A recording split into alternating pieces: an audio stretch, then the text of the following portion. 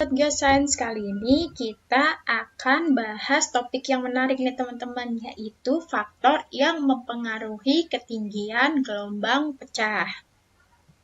Pernah nggak sih kalian bertanya-tanya kenapa di beberapa pantai gelombangnya kecil, sementara di pantai lain gelombangnya besar nih teman-teman. Nah, ternyata ketinggian gelombang itu nggak muncul begitu saja. Ada banyak faktor yang berperan di balik layar yang menentukan bagaimana gelombang terbentuk dan seberapa besar mereka bisa pecah di pantai. Yuk kita langsung saja ke materinya. Pertama-tama mari kita bahas faktor dari kedalaman laut.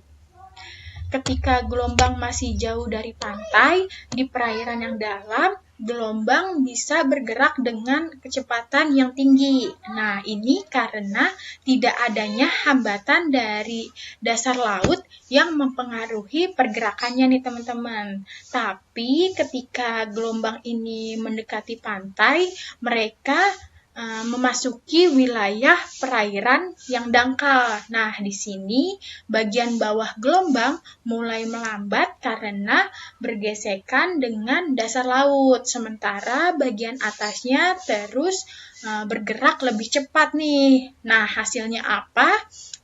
Yang dihasilkan gelombang jadi tidak stabil dan akhirnya pecah di wilayah pantai. Jadi, semakin dangkal air di pantai, maka semakin cepat pula gelombang akan pecah nih teman-teman.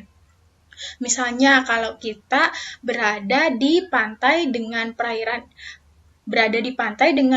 yang dangkal, yang memanjang seperti di pantai-pantai berpasir lembut nih, kita akan melihat gelombang yang pecah lebih cepat. Sebaliknya nih teman-teman, di tempat yang lebih dalam, gelombang bisa tetap utuh lebih lama sebelum akhirnya pecah. Yang kedua ada faktor dari kemiringan dasar laut.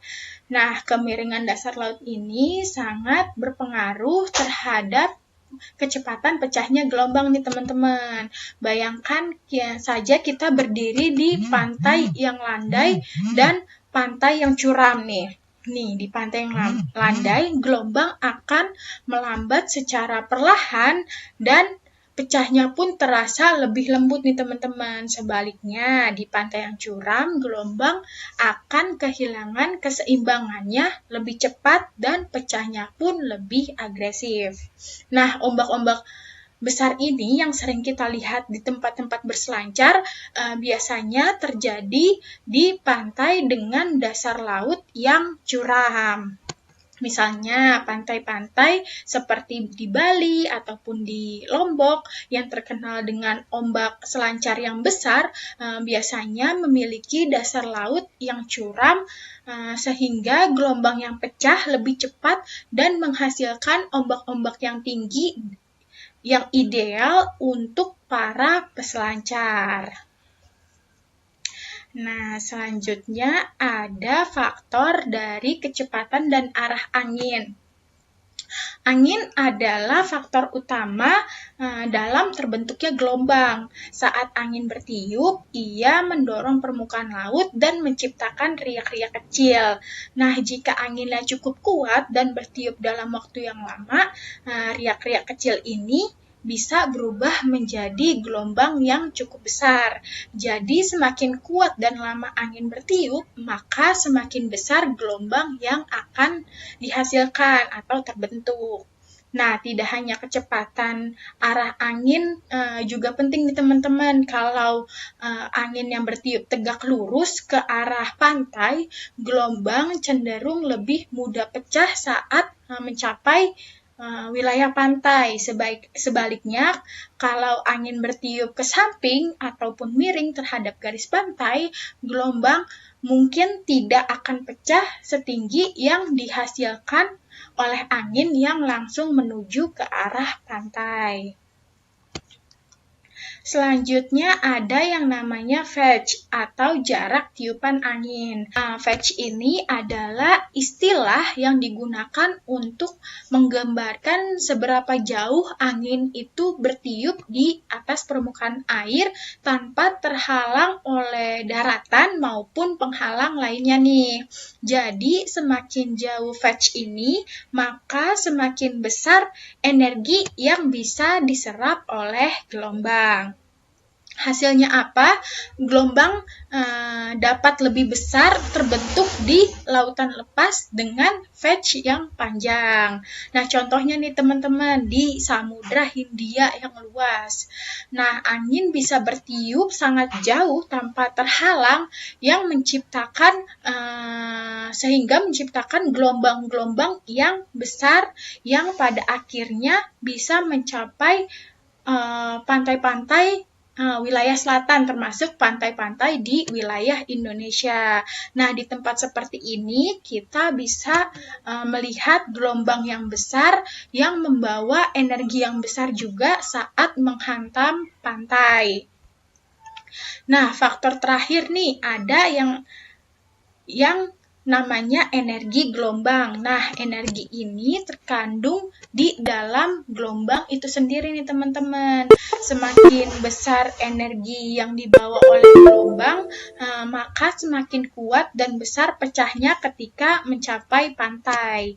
Nah, energi ini berasal dari angin yang terus-menerus mendorong gelombang di lautan lepas. Semakin besar energi yang dipindahkan dari angin ke air, maka semakin kuat gelombang yang terbentuk nih.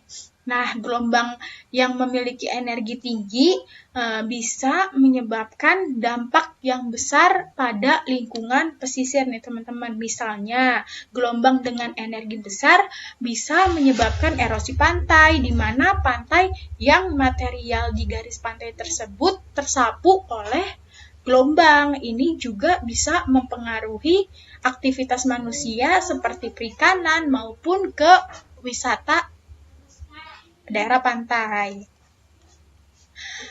Nah, jadi dari pembahasan ini kita bisa simpulkan bahwa ketinggian dan kekuatan gelombang laut dipengaruhi oleh beberapa faktor, mulai dari kedalaman laut, kemiringan dasar laut, kecepatan dan arah angin, Fetch, hingga energi gelombang itu sendiri. Nah, semua faktor ini bekerja sama untuk menentukan seberapa besar gelombang yang akan pecah di pantai.